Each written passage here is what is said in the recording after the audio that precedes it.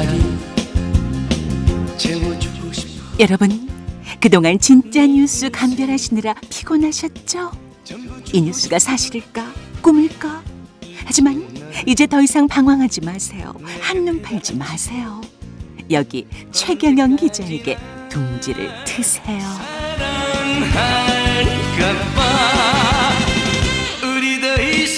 여러분은 그냥 가만히 계시면 최경영 기자가 다 알아서 전해줄게요. 최경영의 경제쇼에 둥지를 트세요. 지난날의 가짜뉴스는 다 잊어주시고요. 진짜 언론이 뭔지 그동안 모르셨죠? 진짜 정의가 뭔지 그동안 헷갈리셨죠? 이제 여러분은 혼자가 아니잖아요. 여기 최경영 기자가 있잖아요. 주말에는 10배 더 재밌게 해드릴게요. 최경영의 경제쇼. 사실일까 아닐까 헷갈리고 서있지. 사랑이 뭔지. 안녕하십니까? 아유, 너무 웃겨서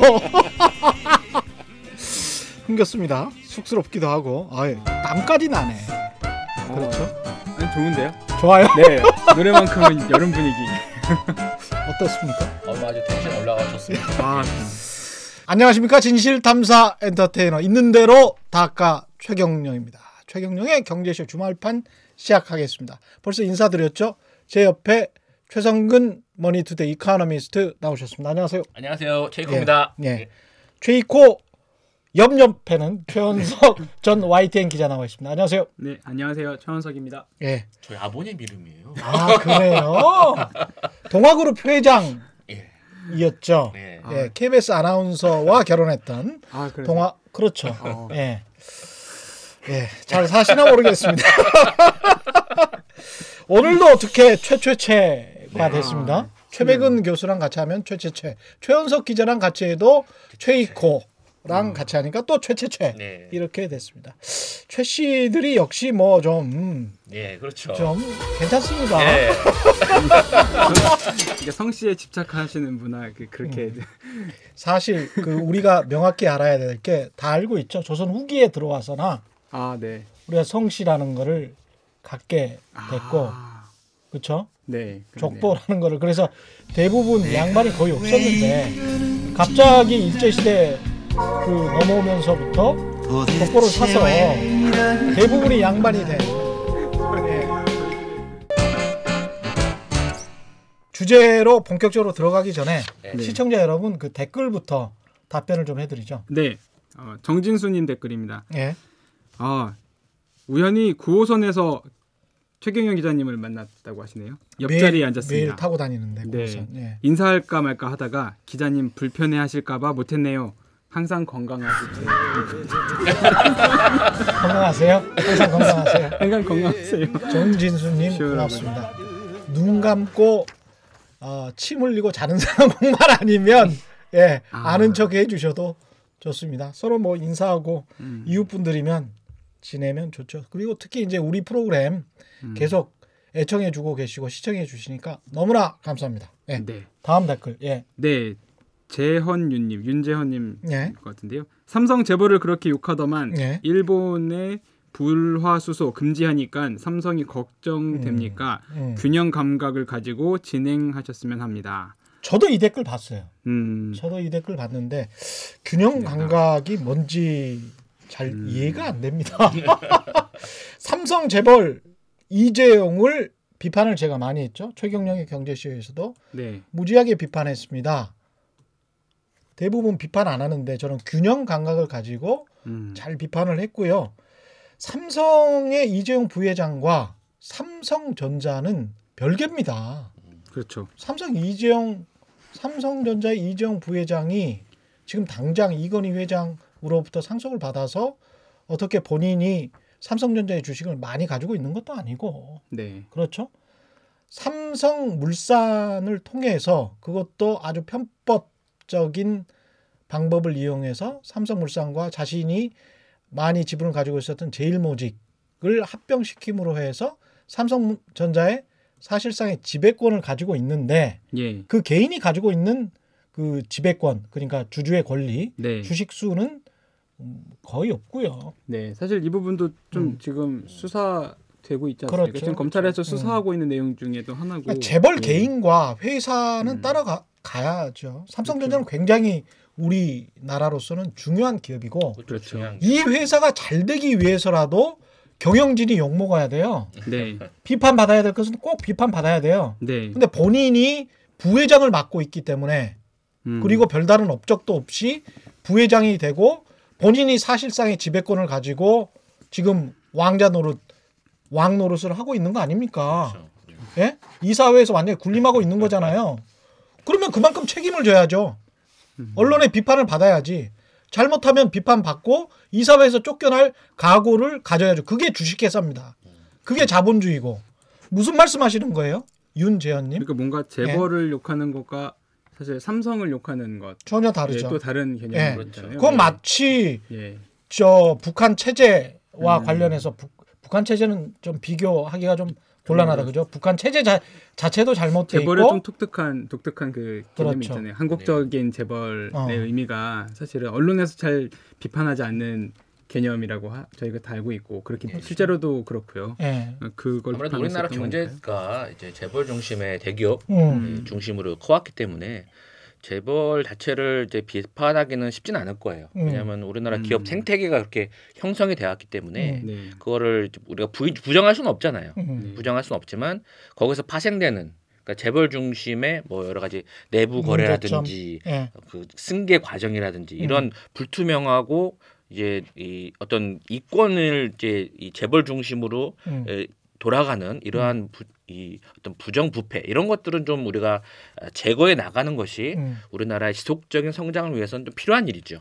이걸 경영학에서는 터널링이라고 해서 사적 편취라고 하는데요. 네. 그러니까 터널링 하니까 이제 터널처럼 네. 구멍을 만들어 가지고 네. 지하에다가 땅굴을 파는 거야. 예? 북한처럼 땅굴을 파서 몰래 회사 돈을 자기 아들 딸들에게 이렇게 슬쩍슬쩍 돌려주는 거죠. 그래서 삼성의 이재용 부회장이 아주 조그마한 자금 60억 정도를 증여를 받아서 한 15, 16억 정도 냈단 말입니다. 증여세금을. 지금까지 알려진 거로는 증여세금과 관련해서는 그게 전부 다인데 그거 가지고 지금 근 뭐 한 10조 원의 재벌이 된 거예요. 어떻게 됐냐? 사적으로 회사의 이익을 이재용이 만든 회사 또는 이재용이 지배권을 가지고 있는 회사에 다 몰아준 거예요. 네. 누구나 다 쉽게 클 수 있죠. 그런 상황에서 뭐가 그런 문제냐 자본주의에 네. 다른 클 수 있는 좋은 기업들 있지 않습니까? 네. 그렇잖아요. 삼성의 수많은 협력업체와 네. 수많은 중견기업들이 있을 거 아니에요. 네. 그 안에서도 예? 그리고 밖에서도 마찬가지고 삼성이 협력업체로 등록돼 있지 않은 곳들도 마찬가지로 기회를 열어주면 네. 그쪽에서 또 다른 이재용 같은 회사가 나올 수가 있는 거죠. 그렇죠. 근데 엉뚱하게 자기 아들에게 계속 퍼주는 거예요. 그렇죠. 그러면서 그 회사를 성장시켜서 그 회사가 진짜 배기, 알짜 배기 회사를 잡아먹게 하고 네. 그 과정이 지금 한 20년간 벌어진 에버랜드 그 신주 전환사채 네네. 이 인수부터 시작해가지고 지금까지의 과정 한 20년 된 겁니다. 1990년대 말부터 시작된 거니까. 근데 뭐 삼성만 그런 건 아니고요. 네. 많은 대기업들이 그런 일을 해왔죠. 현대차도 마찬가지. 네, 예. 네. 정의선 씨도 그 뭡니까 현대 글로비스 그렇죠. 글로비스 비상장 주식회사에서 온갖 물동량을 그쪽으로 다 몰아줬잖아요. 그러니까요. 예. 네. 그러니까 자회사 하나 그래가지고, 만들어서 거기로 다 몰아주고 음. 거기 주식은 100% 자기가 소유하고 그렇죠. 이러면은 이제 그 회사의 가치가 엄청 쑥 뛰니까 네. 그때는 네. 자본금이 아주 작거든요. 네. 자기 자본금이 아주 작은 회사니까 네. 그럴 때는 이제 아주 간단한 증여, 네. 조그만 증여를 해서 그 회사를 키워서 현대차를 물려줘 버리는 그런 방식이잖아요. 그래서 이게 우리나라 국민소득과 좀 연관된 문제를 좀 말씀드리면 국민소득이 이제 엄청 늘어났단 말이죠. 그동안 네. 우리가 지금 한 이 3만 불 이 시대에 왔잖아요. 근데 국민소득의 비중을 가계기업 정부 세 가지로 나누어 보면 그동안 기업 소득의 비중이 어마어마하게 늘어났어요. 예. 그동안. 예. 근데 가계소득의 비중은 또 그에 반해서 떨어져요. 예. 거기서 우리가 오는 이제 이 어떤 괴리가 있는 거예요. 국민소득이 3만 불 시대인데 사람들이 왜 체감이 안 되냐? 네. 그럴 수밖에 없는 게 바로 이런 구조가 밑에 깔려있기 때문에 네. 기업 소득은 늘어났지만 그게 가계 소득으로 이어지지 않고 네. 기업이 이제 배불리는 데만 이게 어떤 집중이 되어 왔기 때문에 네. 국민 소득이 아무리 늘어나도 겉으로는 늘어났지만 실상 가계 소득은 크게 늘어나지 않는. GDP에서 차지하는 비중을 보면 기업 소득은 꾸준히 한 최근 20년, 30년 동안 증가해 왔고 네. 원래는 가계 소득이 더 컸어요. 예, 한 기업 소득 가계 소득이 한 70% 정도 됐어요. 그게 몇 년도 국민 소득에서 한 20년 전 예, 정도 그렇죠. 되죠. 예. 그랬다가 중요한 가계 측면에서 소득은 꾸준히 이제 줄어들어왔죠. 감소해 예. 왔습니다. 네. 이런 그래프를 보이고 있습니다. 그런 말씀을 하시는 거고 그래서 재벌 개인과 이사회와 그 다음에 주식회사 삼성전자라는 아주 좋은 회사는 분리해서 생각해야 된다. 네. 네. 예, 이게 균형 감각이 있는 거죠. 이게 균형 감각이죠. 이게 자본주의입니다. 어떤 언론에서도 이렇게 네. 얘기하지 않으니까 저는 이상해. 우리나라 이거는 경제를 잘 예, 잘 자본주의를 잘 모르지만 이해를 못 하고 네. 있어요. 예, 하나 더 예. 읽을까요? 네. 그저께 존 리님 편 듣고 가족들에게 특강하고 5명 가족들 모두 이게 KBS 콩 깔고 팟빵 깔고 복습하면서 살아있는 경제 정말 유익하게 듣고 감사 말씀드립니다.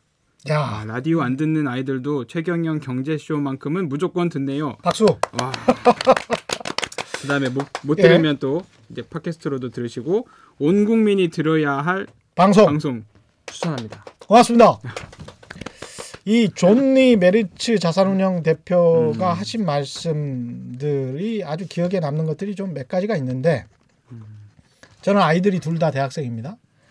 제가 경험을 해보니까 이 사교육과 관련해서는 특히 네. 존리 대표 사교육 시키지 말아라 뭐 이런 이야기 하잖아요. 제 경험을 말씀드릴게요. 첫째 아이들은 사교육을 많이 시킬 수밖에 없어요. 첫째. 부모는 불안하니까 기대치 불안감 그런 거. 불안해요 일단. 그래서 막 시켜 이것저것 막 시켜봐. 왜 불안하니까 이것도 시켜보고 저것도 시켜보는 거예요. 그럼 그 첫째 애의 학업 성적이 둘째 애보다 높았느냐? 근데 둘째 애는 막 시켜봤는데 첫째 애가 잘 안 되거든요. 첫째 듣고 계십니다. 예, 쉽지 않아요. 쉽지 않아. 기자님 첫째 예? 듣고 계십니다. 듣지 말아라. 쉽지 않아. 넌 실험 대상이었어. 예. 막 시켰어요. 열심히 시켰는데 잘 안 되는 거야. 그래서 네. 둘째부터는 야 이거는 뭐 할 필요 없었던 것 같다라고 하면서 거의 한 학기에 한 과목 정도 시켰어요. 둘째는 네. 둘째 학교를 더 잘 갔어. 그러니까 대학교. 네. 네. 이거는 그리고, 이게 뭔지는 모르겠는데 그 중에서 이제 다른 이야기 하자면 이 사교육의 효과에 관해서는 그래서 저는 학원 하지 마시라. 그때 닥치면 부모들은 특히 중고등학교 부모들은 막 불안하니까 하는 거예요. 그렇죠. 제가 이제 존 리 대표가 한 이야기 중에 사교육을 하지 말라고 하면서 미국 부자들의 특징을 이야기를 했거든요. 근데 대개는 유년 시절에 행복해 있다. 잠을 많이 잤다. 의외죠. 그리고 호기심이 많았다. 이런 이야기를 했단 말이에요. 네. 근데 그게 굉장히 중요한 이야기입니다. 맞아요. 예. 호기심은 모든 지식의 원천이고 스스로 주체적으로 일을 할 수 있는 원천입니다. 그래서 지식을 구하고자 한다. 애가 정말 공부를 잘하고 자기 직업을 제대로 찾고 그리고 뭔가 계속 자기 개발을 해나가는 아이로 성장하길 바란다면 호기심이 많아야 돼요. 그렇죠. 예, 근데 호기심이 많지 않고 학원에서 계속 가르쳐줘서 애가 좀비처럼 계속 듣기만 듣고, 예? 주입이 돼. 네. 주입이 되는데 이게 제대로 말로 글로 표현을 할 수 있는 상황은 또 아니야. 그리고 그 말로 글로 표현하는 것도 학원 선생님이 답안지 같은 어떤 논문이나 작문을 또 써서 줘요. 네. 또 그것도 외워. 외우죠. 그래서 대학을 가는 게 한국의 교육인데 그래서 대학 가서 매일 미팅하고 매일 놀고 술 마시고 놀아요. 대학 가서 공부를 해야 되는데 그래서 호기심이 없어져 버려. 학문에 대한 호기심. 그리고 난 다음에 어른이 되잖아요. 네. 어른이 되면 책을 한 권도 안 읽어. 우리나라 실제로 통계가 그렇지 않습니까? 네. 그렇죠. 네. 예. 어른들이 책을 한 권 정도 읽는다는 거 아니에요? 그것도 부동산 어떻게 잘 투자하나 뭐 이런 거 읽어요. 그러니까 무식해져. 무식해지면 어떻게 돼요? 정권에 이용당하기가 쉬워져. 네. 그래서 멍청이가 돼. 투표 못해. 매일 이상한 정치인들만 나와. 계속 이상한 정치인들이 나와서 이상한 법안 만들어. 그런데도 계속 투표 못해. 나라가 망하는 거예요. 오늘의 주제는 그래서 제 나이에 맞게 조금 옛날 이야기를 좀 해보겠습니다. 미중 무역 전쟁의 배경에 아주 오래전부터 있어왔던 백인 우월주의가 있다. 이런 분석을 오늘 내놓습니다. 무역 전쟁과 백인 우월주의, 인종차별 어떤 연관이 있는지 네. 하나씩 짚어보겠습니다. 먼저 이게 확 들어오지가 않죠. 좀 엄청 예. 관련이 이렇게 없어 보이는데. 예. 그 일단은 문제랑 예. 경제 문제랑은 자유무역 예, 예. 우리가 생각을 해보면 네. 자유무역이 세계화로 90년대 완전히 발전을 했잖아요. 네. 그러면 자유무역의 세계화라는 게 뭡니까?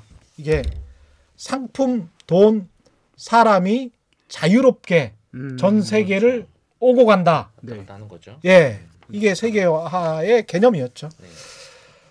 자유무역이라는 이론은 잘 아시겠지만 네네. 리카르도 네네. 비교 한 비교 우이론 한 150년 된 이론입니다만은 정말 제대로 실행에 옮긴 것은 2차 세계대전 이후라고 볼 수가 있겠고요. 네.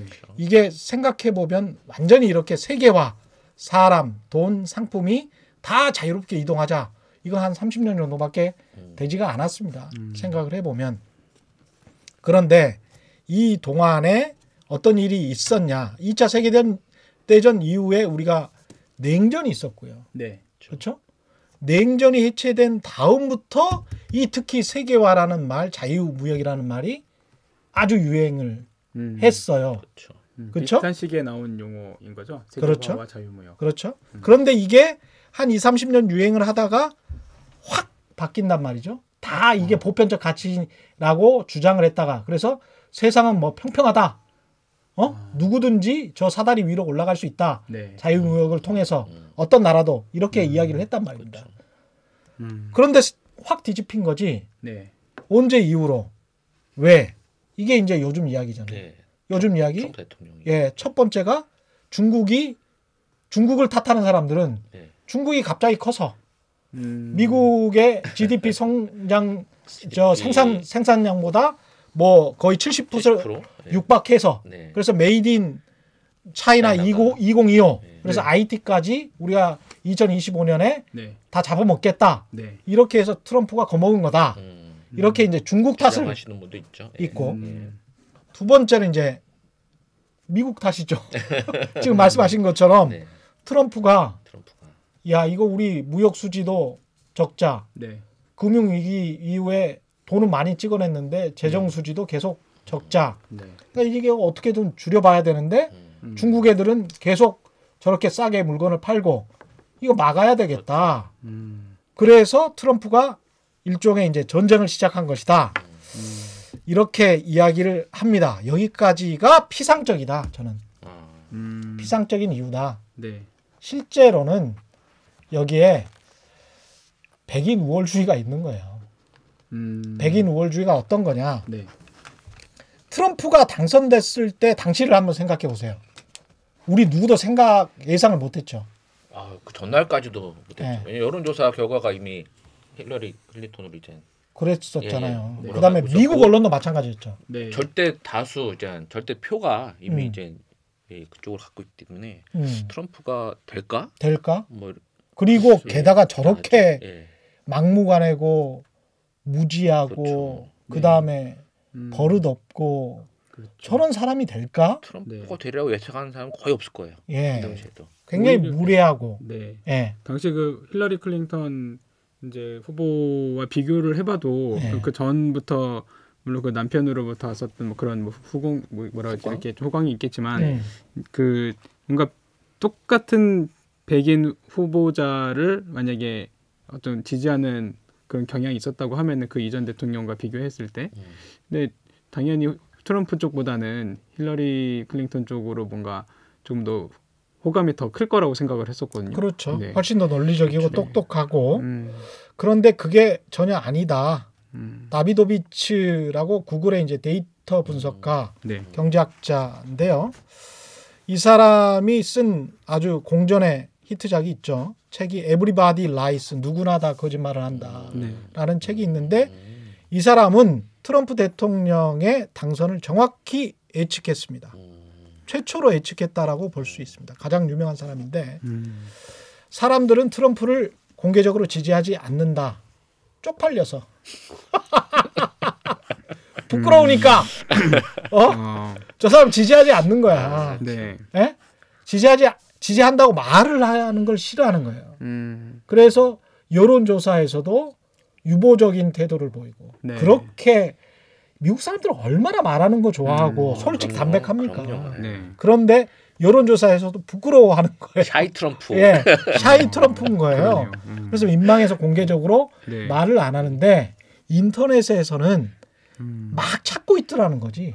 뭘 찾냐면 그때부터 트럼프가 나오기 시작했었던 14년, 15년부터 백인 우월주의 사이트들이 득세를 하고 거기서 검색어가 백인 우월주의와 관련된 화이트 수프리머시스트, 뭐 화이트 내셔널리스트, 네. 자기들끼리는 그렇게 이야기를 하는데 나중에 내용을 들어보십시오. 이 사람들이 얼마나 황당한 사람들인지.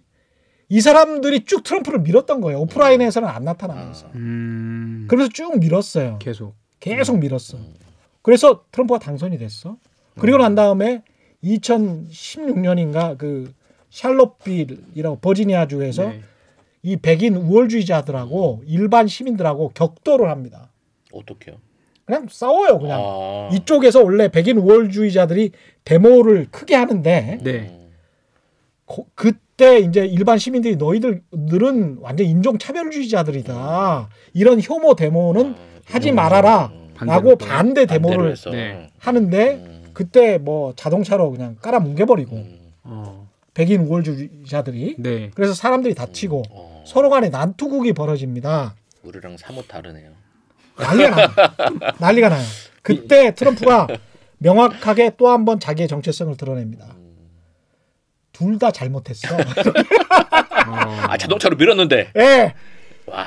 처음부터 미국에서는 혐오 발언이 그 이전에는 아주 죽을 죄였어요. 네. 그렇죠. 죽을 인종차별은 상당히 심각한 문제죠. 그렇잖아요. 예. 그랬는데 대통령이 거의 나서서 하고 있는 그렇죠. 시기잖아요. 현재는. 예. 트럼프가 조장을 하고 트럼프를 그래서 미국 언론도 그냥 대놓고 트럼프는 인종차별주의자다 이렇게는 말을 안 합니다. 안 하지만 이렇게 역으로 이야기를 합니다. 트럼프는 인종차별주의자가 아닐지도 모르지만 대부분의 인종차별주의자들은 트럼프를 지지한다. 이렇게 이야기를 해요. 근데 인종차별주의자들의 그 역사가 굉장히 깊고 오래됐습니다. 지난해 말이죠. 네. 미국에서 테러로 죽은 사람들이 한 50명 되는데 네. 테러? 미국인들이 네. 해외에서 이슬람 테러로 죽은 사람이 1명. 네. 나머지는 국내에서 총기 사고 뭐 이런 걸로. 예. 대부분은 미국의 백인들이 예. 자기들이 우월하다고 느끼는 사람들의 총기 사고 때문에 네. 그게 테러죠. 일종의. 네. 49명이 죽었습니다. 이렇게 그 백인 우월주의자들이 지금 득세를 하고 있는데 네. 트럼프 들어서 일종의 조장한 측면이 있죠. 근데 이게 역사가 굉장히 오래돼요. 역사가 오래됐기 때문에 굉장히 끊을 수가 없고 마약 같은 것이고 네. 다시 득세를 한 거다. 그래서 자유무역이 얼마 안 됐다. 제가 한 30년밖에 안 됐다. 네. 그 전에는 뭐였냐라고 생각을 해보면 생각해 보세요. 뭐였습니까? 제국주의였잖아요. 그렇죠. 땅 따먹기. 땅 따먹기, 약탈 경제였단 말이에요. 네. 그 전에 2000년 전에는 뭐였어요? 청동기 시대 때? 그때도 약탈 경제였어요. 땅 따먹기였잖아요. 부족 간에. 가서 그렇죠. 그냥 네. 그래서 땅을 점령하는 거였지 않습니까? 자원과 그러다가 노예들을 데려오고 네. 농업이 좀 형성이 되면서 정착을 하게 됐지만 그럼에도 계속 왕국들이 땅 따먹기 했잖아요. 계속 약탈 경제를 하다가 네.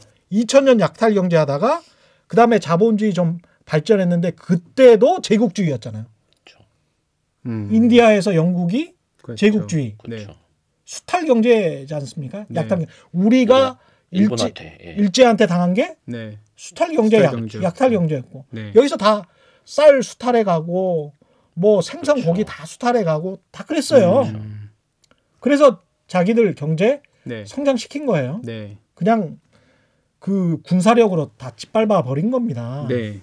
그리고 이제 자유무역이라는 룰 하에서 평등하게 한 지가 얼마 안 됐던 거예요. 한 2, 30년이 예. 되는 거네요. 근데 미국은 어떤 나라였냐면 그 레오나르도 디카프리오가 나오는 영화 기억나세요? 위대한 개츠비라고? 예, 들어봤습니다. 위대한 개츠비에 톰 부캐넌이라는 사람이 이게 캐릭터입니다. 그 레오나르도 디카프리오의 연인의 남편, 네.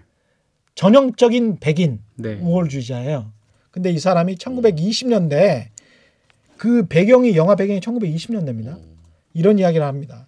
그 책 말이야. 그 책이 뭐 그 The Rise of Colored Empires라는 책입니다. 그러니까 유색 인종 제국들의 리 아주 그냥 그 성하고 있다. 어? 앞으로 득세할 것이다. 고다든가 뭐 이런 사람이 지은 책인데 네. 이 책 읽어봤어? 야 그거 보면 말이야 우리 백인들은 완전히 소수로 전락한다는 거야. 이런 대목이 나와요. 영화 대사에. 네. 근데 실제로 이 1920년대 네. 미국의 분위기가 그랬어요. 어. 그래서 얼마나 심했냐면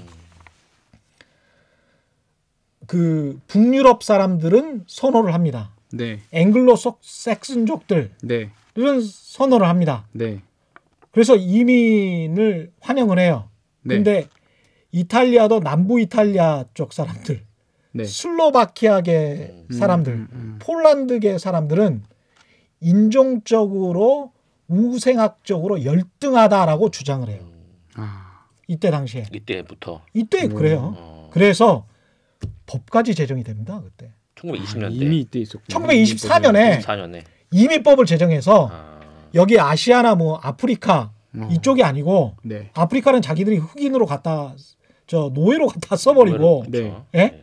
그리고 이때 상황은 뭐냐면 북부 유럽이나 서유럽의 앵글로색슨이나 이쪽 노르딕 쪽 이 지금 네. 사시는 지역 있잖아요. 네. 네. 북유럽 쪽 사람들을 주로 받아들이고 이쪽 사람들은 아. 안 받아들인다.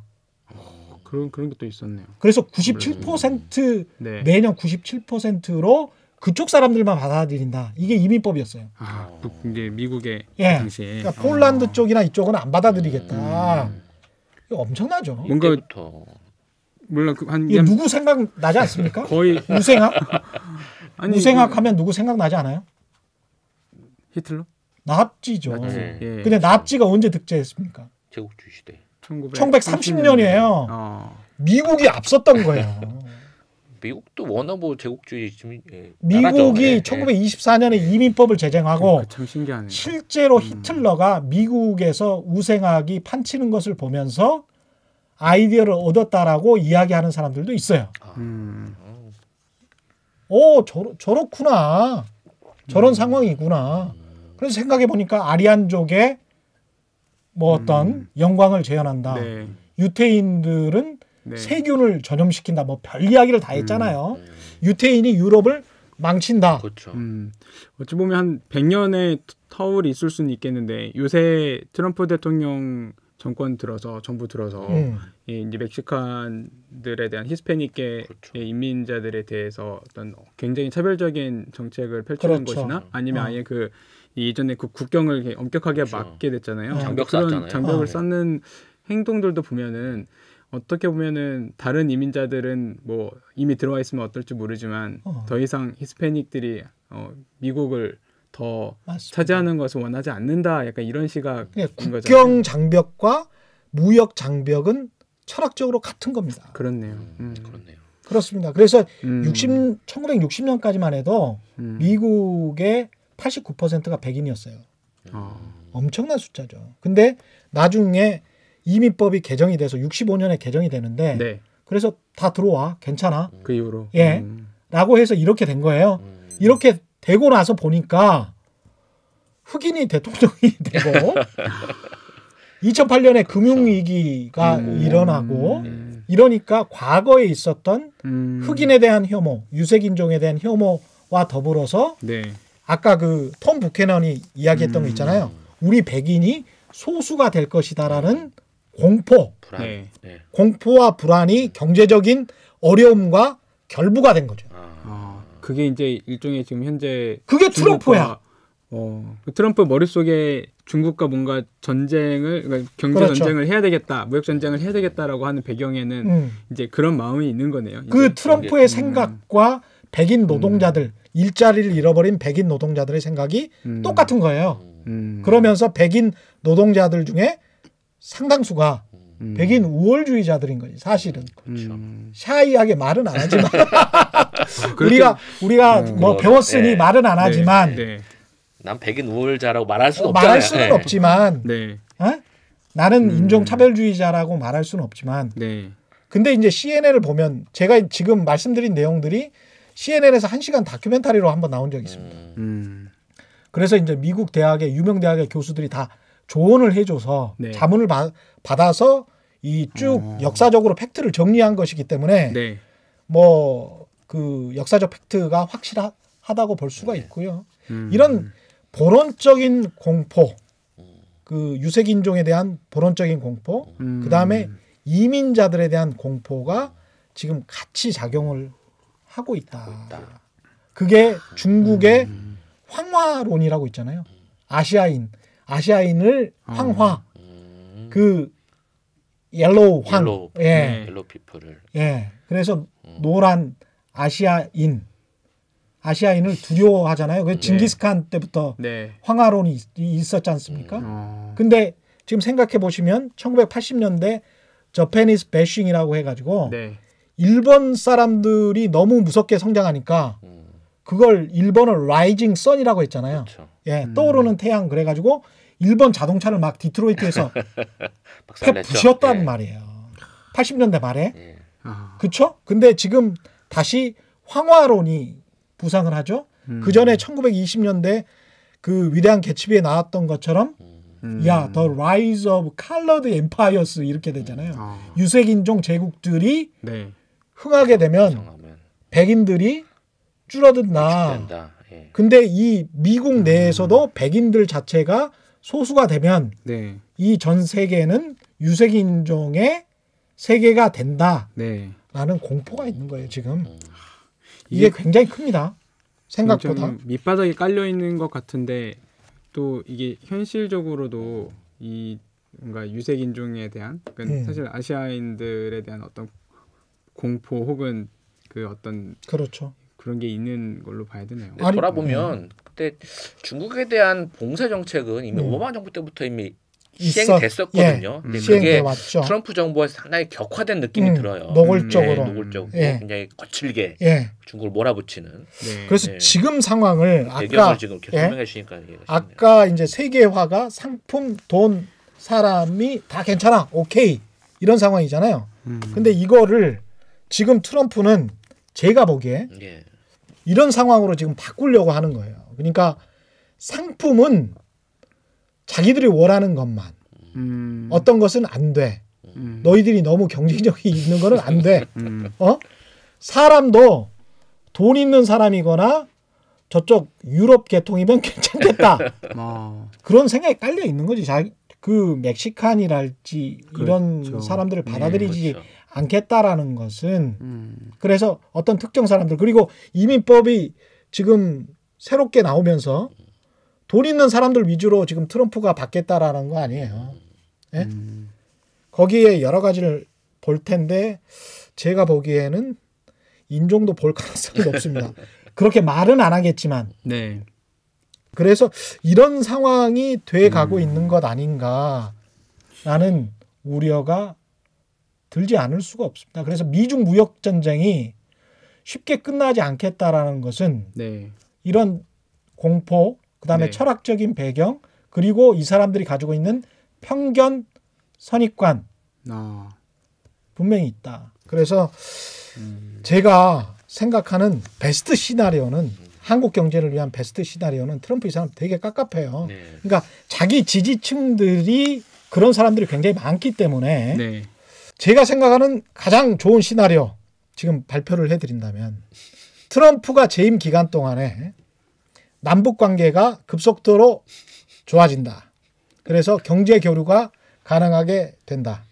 두 번째, 그렇게 되면서 트럼프는 재선을 위해서 네. 미중 무역 전쟁을 대충 그나마 좀 자기 성과 거둘 걸로 생각하고 그냥 마무리한다. 세 번째, 일본의 도발이 멈춰진다. 네. 정리가 된다. 이게 올해와 내년 초까지 좀 정리가 되고 그리고 마지막으로 네 번째, 트럼프가 재선이 안 돼야 됩니다. 이 모든 게 다 끝나고 트럼프가 재선이 안 돼야 돼. 이 너무 위험해요. 왜냐하면 지지자들이 그런 사람들이야. 지지자들이 백인 우월주의자들이 너무 많아. 그리고 그 사람들이 확장이 되고 있어요. 네. 그리고 그 자금들이 트럼프가 집권 여당인 상황에서는 굉장히 굉장히 위험한 상황으로 갈 수 있다. 네. 이쪽 저쪽에서 많이 나올 수 있다. 기업들도 눈치 볼 수 있다. 참 우려스럽습니다. 예. 우리 좋은 일만 잘 해놓고 예, 그렇죠. 물러나시라. 그런 이야기입니다. 진실탐사 엔터테이너 있는 대로 다까 최경영입니다. 얼마 전에 네. 그 며칠 전이었나요? 그 민주당 아마 대통령 후보 경선 앞두고서 아마 후보자들 토론회가 있었던 것 같은데 네네. 제 이름 정확하게 기억이 안 나는데 데이비드 양인가 하는 그분이 양 씨인 거 보면 뭐 중국계 이민자의 아마 뭐 미국 민주당, 예. 미국 민주당 쪽에. 근데 그분을 이제 제가 이제 뭘 보게 됐냐면 앨런 머스크가 그 데이비드 양을 이 후보자를 공개적으로 지지한다고 밝힌 거예요. 근데 이제 그 배경 중에 하나가 이제 소위 말하는 그 스타트업 쪽에서 일을 하고 있는 사람들의 지지계층, 그러니까 20대에서 40대 정도의 그 젊은 이제 주로 미국 서부 쪽에서 일하는 그런 사람들의 시각에서는 그 사람의 어떤 정책이나 그 어떤 시각이 훨씬 더 끌리는 거예요. 그러니까 지지층이 어쨌든 그 방향을 원하고 있는 거죠. 그에 비하면은 예를 들면 현재 트럼프 정책을 지지하는 사람들과는 성향이 굉장히 반대쪽이니까 그렇죠. 그런 후보자들이 이제 물론 서부 지역이 이민자가 많은 지역이라고는 감안을 해야 되겠지만 이제 그런 것도 뭔가 연결이 될 수도 있지 않을까 하는 생각도 드네요. 예, 바이든 후보 같은 경우도 트럼프가 계속 미국의 힘, 미국의 영광 이런 거를 강조했던 반면에 바이든 같은 경우는 미국의 도덕을 돌려놓겠다. 도덕을 다시 찾겠다. 트럼프가 다 망쳐놨잖아요. 예. 정통 보수주의자 의 입장에서 이야기를 하시는 건가요? 바이든 같은 경우는 그러니까 미국이 수출을 한 게 사실은 상품이나 돈뿐만이 아니고 달러만 수출했던 게 아니고 사실은 소프트웨어를 수출했던 겁니다. 미국의 가치, 자유무역의 가치, 자유주의. 근데 이게 자유무역의 가치를 강조하려면 자유주의를 강조해야 돼요. 그렇죠. 돈의 자유, 네. 인간의 자유를 강조를 해야 돼. 근데 돈의 자유만 먹어라. 네. 우리는 인간의 자유는 모르겠다. 이게 이제 트럼프거든요. 이게 보편적 가치가 될 수가 없어요. 그렇죠. 서로 괴리가 발생할 수밖에 없죠. 네. 그렇게 되면 다른 나라들이 미국의 리더십, 네. 지도력을 인정할 수가 없죠. 미국이 가지고 있었던 장점은 굉장한 소프트웨어였거든요. 그 네. 소프트웨어라는 거는 보편적 가치를 창조해냈고 그걸로 설득을 한 거예요. 네. 그래서 야, 힘이 아니고 우리가 이 가치를 위해서 같이 노력해보자. 우리가 이거 믿지 않습니까? 그렇죠. 자유주의 정신을. 그렇죠. 근데 우리한테 수출해놓고 왜 지들을 안 믿어? 네. 이상한 거잖아요. 네. 그러니까 아베가 지금 이렇게 나오는 거 아닙니까? 그렇습니다. 예. 아베가 예. 다시 이게 문제입니다. 다시 하자. 이게 되는가 보구나. 제국주의 쪽으로 궁극주의 쪽으로 그리고 나만 잘 먹고 잘 사는 라도 되는가 보구나. 뻔뻔하게 갈 수 있는가 보네. 이렇게 되는 거죠. 자유주의 이전의 상황으로 네. 돌아가려고 하는 거죠. 약탈적으로. 저는 한국은 그럼 자유주의를 잘하고 있느냐 사실 그 생각도 들거든요. 국내가 아니요. 우리는 오히려 이제 중국과의 무역 관계나 이런 것은 굉장히 긴밀하고 일본과의 이번에도 봤지만 확인한 것들이 있잖아요. 수치를 그런데 지금 사람은 많이 받고 있죠. 근데 소위 말하는 이민 동남아 정책. 이민자 네. 주로 이제 동남아시아계의 네. 사람들이 1차 산업 구조적으로 굉장히 많이 들어와 있기는 한데 그렇죠. 나머지 투자들이라든가 그런 협력 혹은 기술과 관련된 내용들도 네. 이 자유주의에 어떤 참여하는 일원으로서 음. 그렇게 경제를 운용하고 있는지 사실은 잘 모르겠는 거예요. 그렇지 사람은 않죠. 싸게 받고 있는데 그렇지 네. 않는 거는 네. 맞습니다. 우리나라에서 이민 다른 나라 사람들이 들어오기 굉장히 힘들고요. 예. 일본만큼 힘듭니다. 네. 그래서 제가 지난주에 일본이 아이를 많이 낳거나 예? 이민자를 받아들이거나 네. 아니면 가난을 받아들이는 수밖에 없다. 네. 왜냐하면 아이를 낳지 않고 이민자를 받아들이지 않으면 네. 경제 성장률은 마이너스로 될 수밖에 없다라는 네. 거잖아요. 네. 그건 당연한 경제학 원리겠죠. 그래서 당신들이 계속 가난해지는 수밖에 없다. 네. 당신들끼리만 살려면 이게 짐 로저스의 이야기잖아요. 그렇죠. 당연하다고 봅니다. 예, 일본 그래서 인구가 아마 우리도 1년에 한 40만 명씩 줄고 있어요 지금. 예. 네. 지금 한 1억 2,700만 명 정도 되는데. 우리 네. 시청자분들도 자세히 들여다 보셔야 될 게 아베노믹스가 지향했던 것은 반이민 정책이고 네. 아베 정부를 지지하는 사람들도 똑같이 네. 지금 트럼프 지지자들처럼 네. 반이민주의를 지지하고 있기 때문에 네. 그렇기 때문에 아베 정부가 저런 행동을 하고 있는 겁니다. 그래서 그런 극우적인 생각들은 네. 일정 정도 그런 생각이 당장 들죠. 자기 먹고 사는 게 급하니까. 네. 하지만 다시 한번 생각해 보시라. 네. 이런 말씀은 드리고 싶네요. 예. 일본에서도 좀 합리적인 지도자가 좀 나서야 될 때가 아닌가 저는 그런 생각이 들고요. 네. 예. 우리도 촛불 집회로 이제 이 새로운 정권을 만들어냈듯이 일본 시민들도 좀 이번 기회에 좀 이런 자각의 어떤 기회가 되지 않을까 하는 생각도 들고 네. 일본 시민들도 지금 계속 반아베, 노아베 이런 얘기를 하고 있다고 들었어요. 네. 그렇죠. 그래서 그런 것들이 좀 확산이 돼서 좀 합리적이고 자유주의와 이런 보편적 가치를 이 지지할 수 있는 지도자가 일본에서도 빨리 나오기를 좀 기대해 봅니다. 댓글 하나만 읽고 끝내겠습니다. 앞에 거. 예. 그러면은 5341님 댓글 소개하겠습니다. 최경영 기자님 방송 즐겨 듣고 있는 60세 남성입니다. 일본이 국가부채 세계 1위인데 왜 엔화가 안전자산인가요? 예. 궁금합니다. 최성근 네. 이코노미스트가 답변해 주십시오. 뭐 좀 여러 가지 설명을 드릴 수 있겠는데 일단 일본의 엔화 통화 자체가 기축 통화로 쓰여요. 글로벌하게. 그렇죠. 그러니까 국제 금융 시장에서 달러와 1대1로 교환이 된단 말이죠. 그러니까 달러화가 막 풀리고 이렇게 되면 그거를 어떻게든 이 해칭을 하고 바꾸는 과정이 필요한데 그런 과정에서 엔화가 쓰인단 말이죠. 그러다 보니 엔화라는 것은 이제 글로벌하게 쓰이다 보니까 어떤 통화가 상대화돼서 절하가 되고 절상이 되는 그런 과정 속에서 하나의 그런 안전 자산으로 인식이 되고 있어요. 또 하나는 일본의 대외 투자 금액이 상당히 높습니다. 그렇죠. 대외 순자산이 상당히 커요. 네. 일본이 이제 워낙 경제 대국이다 보니 네. 세계 3대 경제 대국 아닙니까? 그러다 보니 일본의 뭔가 이제 지금 국가 부채가 뭐 230%막 되고 그렇죠. 뭐 경기가 안 좋으면 그런 자산을 팔고 들어온단 말이죠. 네. 엔화로 들어오는 과정에서 음. 그러면 이거를 다 뻔히 본단 말이에요. 세계 어떤 투자자들. 음. 네. 그러니까 거기에 또 배팅을 하는 거예요. 엔화로 바꾼다. 그럼 엔화가 다시 또 가치가 또 올라갑니다. 이런 과정이 있다 보니 그런 과정이 반복이 되면 엔화가 가치도 어느 정도 유지가 되고 네. 경제 규모도 되고 글로벌하게 쓰이다 보니 이거는 안전 자산이다. 이렇게 인식이 되는 것이죠. 이렇게 얘기를 그러니까 했군요. 100년 동안 무역 수지 흑자를 본 나라가 일본이다. 이렇게 생각하시면 되고요. 우리는 한 40년 동안 무역 수지 흑자를 봤는데 네. 그 앞에 60년 전이죠. 네. 이런 어떤 자유무역 체제가 만들어질 때 기구 같은 거를 만들었어요. 네. 선진국들이. 네. 그때 당시에 선진국들이 네. 뭐냐면 세계은행, IMF, ADB, 아시아개발은행 이런 걸 만들었습니다. 그러면은 만들 때 출자를 할 거 아니에요. 예. 자본을 모으잖아요. 네. 그때 부자인 나라들이 자본을 모았을 거 아니에요. 네. 그게 미국이 1등, 그다음에 2등, 3등, 2등이 이제 1번 이렇게 돼서 어떤 금융시장의 금융시장을 총괄 관리하는 기구 같은 것들이죠. 네. 세계은행이나 IMF나 또 아시아지역 같은 경우는 ADB나 네. 출자를 많이 한 놈이 목소리가 제일 큰 거죠. 장땡이죠. 예.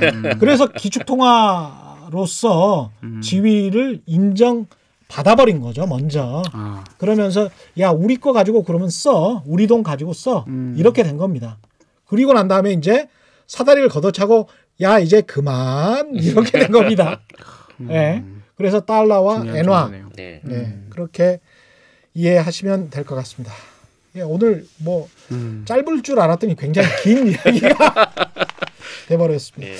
이거 한 가지만 더 이야기를 하겠습니다. 제가 그 박재근 교수 지난주에 초청을 해가지고 여러 가지 이야기를 했는데 일본 이야기를 빼놓을 수가 없어가지고 네. 지금 우리가 그 당하고 있는 상황이 반도체 포토레지스트와 뭐 소재 불화수소 뭐 이런 세 개잖아요. 예, 예. 근데 그 중에서 이제 그 가장 만들기가 좀 어렵다. 어려운 거. 대체하기가 쉽지 않다라고 하는 거를 박재근 교수님이 여러 가지로 뭐 설왕설래하시고 말을 정확하게 안 해주려고 하다 보니까 네네. 명확하게 안 들리셨을 것 같아서 제가 확인한 걸로는 레지스트가 가장 힘들고요. 그 다음에 이제 폴리이미드, 그 다음에 불화수소는 국산화까지 가능한 것으로 이야기를 했는데 네. 최근에 이런 보도가 나왔습니다. 레지스트를 네. 삼성이 네. 벨기에에 있는 일본 자회사에서 JSR이라는 곳에서 수입한다? 수입했다. 네. 6개월 이상의 레지스트 가장 어렵다는 거를 네. 확보했다. 네. 네. 그래서 어떤 관계자분한테 네. 물어봤어요. 음. 제가 어떻게 물어봤냐면 레지스트 벨기에 수입설은 국가를 특정하지 않으면 제가 쓸 수 있는 것 아닌가요? 완전한 오보는 아니지 않습니까? 라고 쓱 떠본 거죠. 네. 쓱 떠보니까 답변 중 일부만 공개를 하면 최 기자님 삼성전자 관련 내용이라 삼성전자에게 직접 확인하고 보도를 해야 하는 내용입니다. 이렇게 왔습니다. 뒷부분에 더 확실한 부분이 있는데 행간의 의미는 명확히 수입했답니다. 예, 제 기자 경력 24년에 행간의 의미는 확실합니다. 수입했다. 그렇기 때문에 레지스트 삼성전자 같은 경우는 6개월 이상의 물량을 확보했고 앞으로도 이렇게 될 가능성이 굉장히 높다. 상황은 좋다. 네. 예, 그래서 최근에 일본 기업에서도 와가지고 뭐 우리가 일본 빌었다는 거 정부를 아니에요? 예, 설득할 테니까 예, 제발 좀 거래해달라 이런 예. 얘기도 있습니다. 예. 경제시 오프닝에서도 두 차례 말씀드렸지만 거의 역전할 수 있는 상황이기 때문에 네. 조금만 더 버티자. 한일 무역 갈등에 대해서는 그렇게 큰 걱정을 저는 하지 않는다. 네. 원만하게 타결될 수가 있다라고 봅니다. 우리가 너무 굴종적으로 가지 않아도. 그렇죠. 국민 여러분의 단합된 힘이 필요합니다. 예. 마지막으로 네. 국민 여러분의 단합된 힘 예. 마지막 멘트로 하고요. 네. 저는 노 아베는 맞지만 노 재팬은 아니다. 최근에 한번 정리한 생각인데요. 네. 네. 일본은 뭐 문화적으로나 역사적으로 어쨌든 한국과 긴밀한 관계가 있는 국가가 그럼요. 맞고 그렇죠. 네. 우리가 일본 국민들을 다 반대를 하는 일부 사실은 좀 시야가 좁은 그 정책 혹은 행정들이 좀 있었잖아요. 근데 네. 그런 것들을 경계하고 또 시민들이 또 반대를 하고 있는 목소리가 전 참 중요하다는 생각이 들고 네. 저도 그 목소리를 조금 더 좀 지지하는 편입니다. 이번 불매운동을 보면 한국 시민들이 세계 최고의 굉장히 시민 의식을 갖고 굉장히 있는 성숙한 것 모습을 볼 수 있죠. 대단합니다. 예, 예. 사실은. 일본 예. 말씀하신 그런 의도에서 시민들이 막 자발적으로 그걸 요구하지 않습니까? 중구청장에게 요구를 하고 이건 아니다. 네. 이런 시민 의식은 정말 네. 세계에서 보기 힘든 그런 그렇죠. 모습이죠. 예. 올바른 투자와 올바른 투표는 다르지 않습니다. 경제는 원래 경세재민, 나라를 세상을 다스리고 백성을 구제한다. 그리고 경제학은 원래 정치 경제학이었습니다. 다시 한번 강조드리면서 세상에 이익이 되는 방송 최경영의 경제쇼 오늘은 마치겠습니다. 끝! 안녕히 계십시오. 감사합니다. 고맙습니다.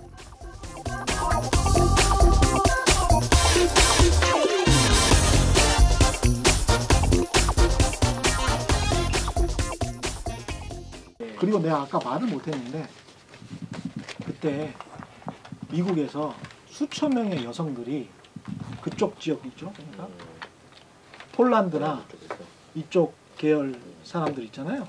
슬로바키아 이쪽 계열, 남부 이탈리아 불임 시술을 받았대요.